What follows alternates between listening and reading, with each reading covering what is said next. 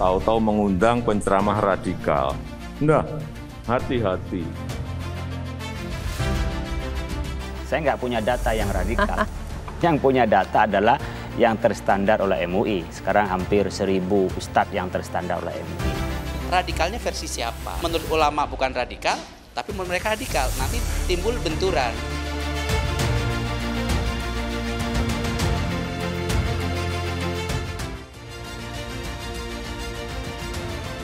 Assalamualaikum warahmatullahi wabarakatuh. Selamat malam pemirsa. Dalam minggu ini yang menjadi sorotan yakni 180 nama yang masuk kategori penceramah radikal intoleran. Lantas publik bertanya, benar tidak data yang sudah tersebar ini? Karena 180 ini nama-nama yang sangat beken, yang followernya sudah jutaan di media sosial. Apakah betul seorang penyeru kebaikan yang selama ini kita kenal mengkafir-kafirkan orang, kemudian anti pemerintah, anti Pancasila? Ya kan, ini yang harus kita cari tahu, kita klarifikasi langsung nanti bersama dengan BNPT di sini. Tapi yang perlu kita garis bawahi juga, ini radikal intoleran versi mana? Kita perlu cari tahu juga.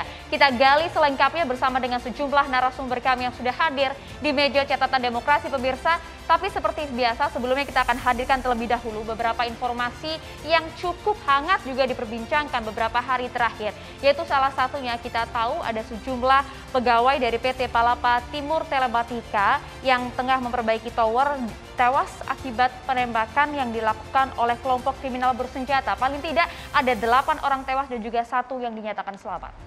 Ini kejadiannya di distrik Beuga, Papua, pembantaian yang sangat keji. Bahkan 1 orang pegawai dari PTT yang selamat ini menyaksikan langsung bagaimana kelompok separatis kriminal bersenjata ini membantai 8 rekan kerjanya. Saat ini ke-8 jasad yang merupakan korban KKB sudah berhasil dievakuasi oleh aparat. Ini merupakan gambar detik-detik proses evakuasi dari helikopter yang membawa 1 orang. Jadi dari 9 orang ini 1 orang yang selamat, 8 orang tewas dibantai. Iya, pihak PTT juga kemudian telah mengevakuasi para korban pada Sabtu kemarin yang menggunakan helikopter, di mana ini juga kalau kita lihat ada 1 orang yang dinyatakan selamat. Dan tadi seperti Anda sampaikan, melihat secara langsung bagaimanakah pembunuhan keji yang dilakukan oleh KKB terhadap 8 orang teman kerja mereka. Semoga pelaku segera diburu, ditangkap, dan mendapatkan hukuman yang setimpal. Kita juga turut berduka terhadap keluarga dari ke-8 korban penembakan KKB di Papua. Ini terungkap setelah video dari seorang pegawai PTT yang selamat memviralkan dan menceritakan bagaimana suasana di campnya tempat ia bekerja sangat mencekam. Ketika tiba di lokasi, ia melihat jasad teman-temannya sudah tidak berdaya. Ini juga kemudian proses evakuasi dari ke-8 jasad para pekerja di PTT yang kemudian telah dievakuasi dan saat ini sudah dikembalikan kepada pihak keluarga dan sudah dimakamkan. Kita ke mancanegara, kali ini heboh. Nama artis Tang Monida menjadi sorotan dunia karena tewasnya ia ketika di speedboat bersama dengan rekan-rekannya sangat mencurigakan. Ada yang mengatakan di awal ini merupakan kecelakaan karena ia tenggelam. Tapi sang ibu membantah itu karena menilai Tang Monida ini jago renang. Bahkan ditemukan bekas sayatan di bagian leher. Ditambah makin mencurigakan. Karena ini merupakan salah satu artis Thailand yang cukup terkenal juga hingga saat ini juga masih naik daun begitu namanya di kancah Thailand maupun juga internasional, yang kemudian menyita perhatian publik saat kemudian pihak keluarga itu tadi menyangkal kematian dari anaknya sendiri yang diduga tercebur begitu ya saat sedang menaiki boat. Ada beberapa luka yang ditemukan dan juga dicurigai ini ada proses pembunuhan berencana. Saat ini pihak kepolisian Thailand sedang melakukan penyelidikan mengenai hal ini, memintai keterangan sejumlah saksi, katanya juga akan memintai keterangan dari saksi-saksi orang-orang terdekat yang pada saat itu berada di boat yang sama, termasuk juga manajernya. Miris sekali karena Tang Monida ini ditemukan setelah 2 hari pencarian dan kakaknya melihat jasad Tang Monida yang sudah mengambang. Dugaan sementara sang manajer dan juga tamu VVIP yang kuat mengarah menjadi pelaku pembunuhan. Jadi bukan lagi masuk kategori kasus kecelakaan karena tenggelam, tapi kategori kasus pidana pembunuhan. Kita tunggu bagaimana nanti ya. Ya pemirsa, kita tinggalkan sejenak informasi ini, kita kembali ke dalam negeri karena cukup miris. Andro, kita melihat para emak-emak ini loh, minyak goreng. Kemudian mencari minyak goreng kok sampai susah banget, antri udah kayak antri apaan gitu ya. Kalau kita lihat ini, nggak cuman antri ini, masyarakat yang Ini antri ratusan panjang meter ini, Maria, panjang, kira-kira? tidak hanya di satu wilayah, tapi ada di Pemalang, ada di wilayah Jakarta, ada di wilayah Bintaro, banyak sekali. Miris sekali ketika warga hingga saat ini masih kesulitan mencari minyak goreng yang pemerintah klaim harganya sudah 14.000, ternyata di lapangan minyak goreng ini masih sulit sekali ditemukan. Emak-emak rumah tangga yang biasanya mereka setiap hari memasak menggunakan minyak goreng, sekarang kebingungan. Nyari di mana lagi? Di minimarket nggak ada, di pasar tradisional Ini nggak juga ada. kemarin sempat Apalagi viral di ya, mall, ada bapak-bapak yang kemudian marah-marah. Ini kita dengarkan terlebih dahulu cuplikan videonya. Lu bikin susah. Cara-cara lu jualan ini bikin meresahkan masyarakat. Gak usah lama-lama, penting yang datang.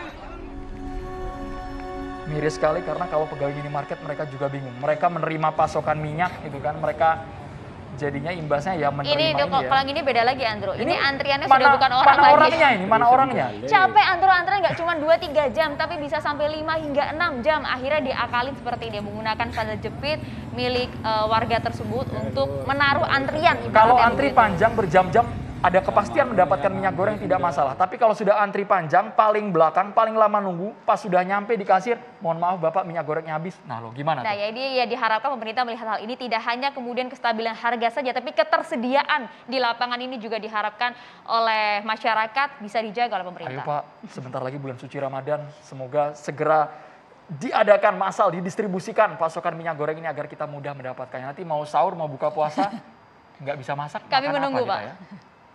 Oke, kita juga kemudian beralih ke informasi lainnya, pemirsa, ini yang juga ada kaitan ya dengan tema kita pada malam hari ini. Sebenarnya kemudian kasus mengenai ada 5 ciri-ciri yang dirilis oleh BNPT itu kan berawal dari ucapan yang disampaikan oleh Presiden Joko Widodo pada saat Rapimnas TNI Polri. Karena waktunya dianggap Mendidik. berdekatan. Ini ucapan dari Presiden Joko Widodo, Rapimnas Polri pada tanggal 1 Maret, kemudian pada 6 Maret BNPT mengeluarkan rilis. Coba kita dengarkan bersama sebenarnya apa isi maupun saran dari Presiden Joko Widodo terhadap ibu-ibu TNI Polri agar tidak mengundang penceramah yang radikal.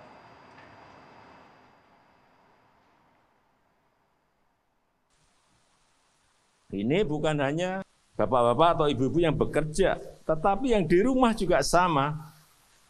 Hati-hati. Ibu-ibu kita juga sama. Kedisiplinannya harus sama. Nggak bisa. Menurut saya nggak bisa. Ibu-ibu tuh memanggil misalnya, ngumpulin ibu-ibu yang lain, memanggil penceramah.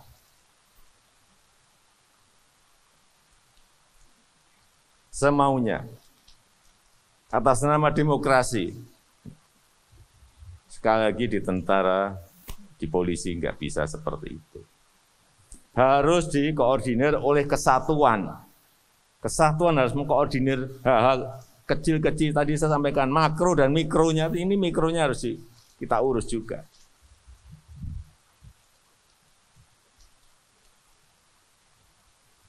Tahu-tahu mengundang penceramah radikal.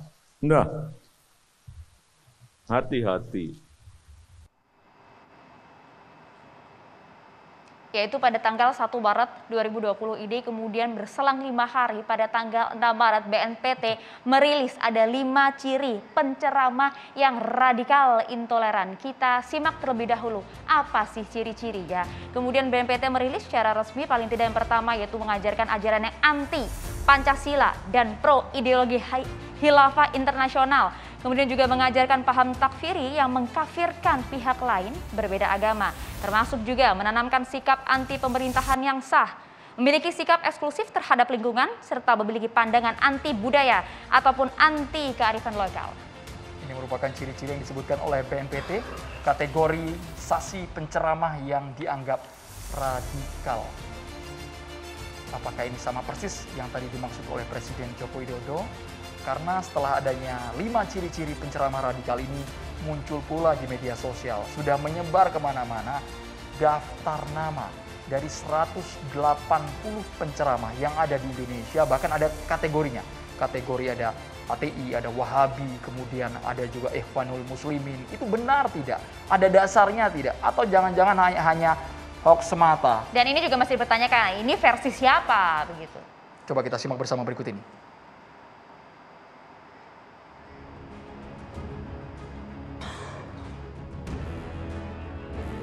Namanya sudah beredar, nama-nama seperti Ustadz Felix Yao, kemudian Ustadz Abdul Somad, selanjutnya ada Ustadz Adi Hidayat, itu gamblang sekali ya. Bahkan salah satu narasumber kita peringkat 1 nih, Bapak Ismail Yusanto ya. Juga hadir pada malam hari ini di meja catatan demokrasi. Tidak hanya kemudian nama-nama ini, ada 180 penceramah yang diindikasi radikal, dia juga disarankan untuk tidak diundang di tempat-tempat publik. Ini kemudian beredar di media sosial, kemudian juga di jaringan WhatsApp dan juga berbagai macam. Ini betul-betul namanya cukup jelas disebutkan, asal daerahnya juga jelas, dan juga dibagi dalam beberapa kelompok begitu ya, termasuk HTI, Wahabi, dan juga beberapa kelompok lain. Kami yakin pemirsa sebagian besar juga sudah melihat ceramah mereka, karena mereka juga ceramah secara terbuka, bukan hanya di jemaahnya saja secara inklusif, tapi juga bisa dikatakan sudah menyebar di kanal YouTube masing-masing. Karena dari daftar penceramah ini mereka memiliki media sosial yang juga aktif seperti itu. Pertanyaannya, dengan kategorisasi tadi ada HTI, ada Wahabi, ada Ikhwanul Muslimin, apakah bisa dipertanggungjawabkan? Jangan sampai sudah muncul stigma nih kan dari masyarakat dan memblacklist mereka, padahal tidak ada alasan yang jelas. Karena nama-nama itu juga sebagian besar dari nama-nama tersebut juga cukup terkenal sebagai penceramah terkenal di Indonesia. Oke, kalau begitu kita langsung bahas saja bersama dengan sejumlah narasumber kami. Sudah ada seperti biasa Mas Islah Bahrawi, Direktur Eksekutif Jaringan Moderat Indonesia. Assalamualaikum, bisa digunakan mikrofonnya Mas. Selamat malam. Waalaikumsalam warahmatullahi taala wabarakatuh. Selamat malam. Dan sudah ada Bang Kapitra Ampera, Ketua TAPA. Selamat malam Bang. Assalamualaikum warahmatullahi wabarakatuh. Selamat malam. Salam sejahtera buat kita semua. Assalamualaikum, selamat malam Bapak Anwar Abbas, Wakil Ketua Umum Majelis Ulama Indonesia. Waalaikumsalam warahmatullahi wabarakatuh.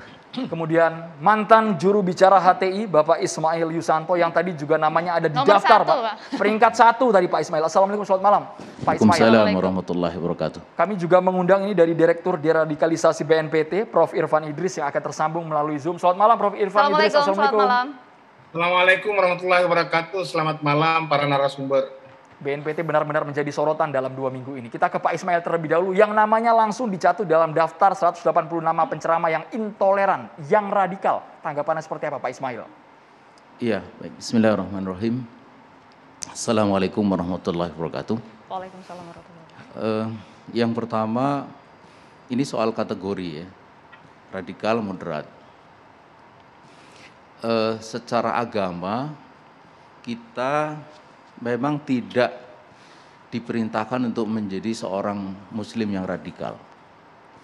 Sebagaimana juga kita tidak diperintahkan untuk menjadi muslim yang moderat. Yang pasti bahwa kita ini diminta untuk menjadi muslim yang bertakwa kepada Allah dengan takwa yang sebenar-benarnya. Ittaqullaha haqqa tuqatih. Kemudian kita juga diperintahkan untuk menjadi muslim yang kafah. Udhulu fissilmi kafah. Takwa itu oleh para ulama diartikan sebagai fi'lul wajibat wa tarkul muharramat. Melaksanakan semua kewajiban dan meninggalkan semua yang dilarang. Kalau digabungkan dua perintah itu, maka takwa itu bisa diartikan melaksanakan seluruh kewajiban, tak terkecuali. Semua yang masuk ke kewajiban itu sebagai konsekuensi dari seorang muslim bertakwa itu semestinya dilakukan, dan semua yang dilarang itu semestinya ditinggalkan. Itu dari sisi agama. Nah, pertanyaannya sekarang, kalau kita ini menjadi muslim yang bertakwa dengan takwa yang sebenar-benarnya, dan menjadi muslim yang kafah, sungguh-sungguh kafah, ini mau disebut apa? Mau disebut moderat atau mau disebut radikal? Kalau mau disebut moderat, silakan. Mau disebut radikal, pertanyaannya sekarang adalah radikal dalam pengertian apa? Sebab radikal itu adalah satu istilah yang dia bisa bermakna baik, bisa bermakna buruk. Dulu di masa Soekarno, Bung Karno, itu Bung Karno pernah mengatakan bahwa untuk kita merdeka itu diperlukan partai pelopor. Kata beliau, ciri dari partai pelopor adalah bahwa dia memiliki sifat radikal dinamis. Jelas, radikal di sini bermakna positif. Karena ini akan menjadi energi perlawanan, perjuangan bagi merebut kemerdekaan. Nah, sekarang radikal yang dipakai, apakah masih bermakna positif seperti itu? Tampaknya tidak.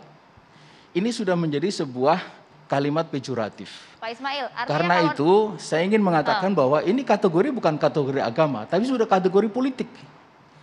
Itu sebagai kategori politik, maka dia pasti bergantung kepada perspektif politik, tergantung kepada pandangan politik, kepada kepentingan politik, dan bahkan juga kepada ideologi politik. Yang maksud Anda kepentingan politik di sini dalam arti apa ya?